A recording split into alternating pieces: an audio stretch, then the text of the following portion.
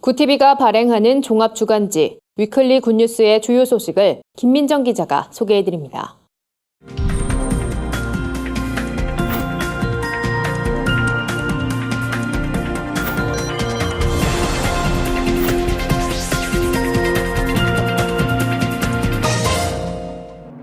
이번 주 주요 뉴스 브리핑입니다. 미중 무역전쟁이 90일간의 휴전에 들어갔지만 내전은 진행 중입니다. 향후 양국의 협상이 어떻게 전개될지 전망해봤습니다. KT 아연지사 화재가 발생한 지 열흘 만에 노후배관이 터지는 사고가 일어났습니다. 이젠 걸어다니는 게 두렵단 말까지 나오는데요. 원인과 대안을 살펴봅니다. 노란조끼 시위로 프랑스 전역이 떠들썩합니다. 대통령이 대국민 사과로 진화에 나섰지만 당분간 논란은 계속될 것으로 보입니다. 자세한 내용 알아봅니다. 1997년 외환위기 사태를 다룬 영화 국가부도의 날에 대한 관심이 뜨겁습니다. 관객들의 공감을 불러일으킨 비결은 무엇인지 짚어봤습니다. 제2의 신냉전으로 불리는 미중 무역전쟁이 90일간의 휴전에 들어갔습니다. 하지만 실상은 휴전이 아닌 내전이란 관측이 지배적입니다. 물밑 교섭을 통한 양국의 치열한 공방은 계속될 것이기 때문입니다. 그런 의미에서 미국이 중국 통신장비업체 화웨이의 CFO인 멍완저우 부회장을 캐나다에 요청해 체포하도록 한 것은 중국의 기술 굴기에 제동을 걸겠다는 의도로 풀이됩니다.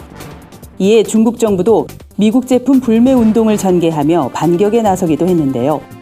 양국이 과연 90일 안에 주요 현안들에 대한 돌파구를 찾을 수 있을지 관심이 쏠립니다. 또다시 사고가 터졌습니다. KT 아연지사 화재가 발생한 지 열흘 만입니다. 경기도 고양시 백석동에서 발생한 노후 배관 사고로 지하 공간에 대한 국민들의 불안이 가중되고 있습니다. 경찰에 따르면 파손된 곳의 용접 작업은 배관을 깔았던 1991년 이루어진 이후 별다른 조치가 없었습니다.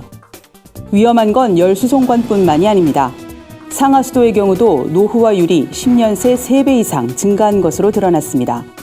현재 행안부, 국토부, 민간업체와 지방자치단체로 분산돼 있는 지하 공동구의 관리를 종합적으로 총괄할 컨트롤 타워가 시급하다는 게 전문가들의 지적입니다. 프랑스 전역을 뒤흔든 노란조끼에 마크롱 대통령이 결국 항복했습니다. 유류세 인상으로 촉발된 노란조끼 시위가 반정부 시위로 확산하자 마크롱 대통령은 파격적인 최저임금 인상과 서민층 면세 확대를 약속하면서 대국민 사과를 했습니다. 하지만 재정 적자로 인한 경제적 손실은 불가피할 전망입니다. 지난달부터 이어진 노란조끼 시위는 갈수록 심화되는 소득 양극화에 대한 시민들의 분노가 더해지면서 걷잡을 수 없이 확산됐습니다. 최근엔 벨기에, 네덜란드에서도 시위가 열려 유럽 각국도 긴장하는 분위기인데요. 향후 귀추가 주목됩니다. 충남 태안화력발전소에서 일하던 하청업체 노동자가 숨지는 사고가 있었습니다. 입사한 지 3개월 된 24살 꽃다운 나이의 청년이었습니다. 생명과 직결되는 안전관리를 하청업체에 맡기는 이른바 위험의 외주화가 돌이킬 수 없는 참사로 이어지고 있습니다. 사회 전반에 관행처럼 만연해 있는 위험의 외주화. 지금 대한민국이 풀어야 할 최우선 과제가 아닐까 싶습니다. 지금까지 위클리 뉴스 브리핑이었습니다.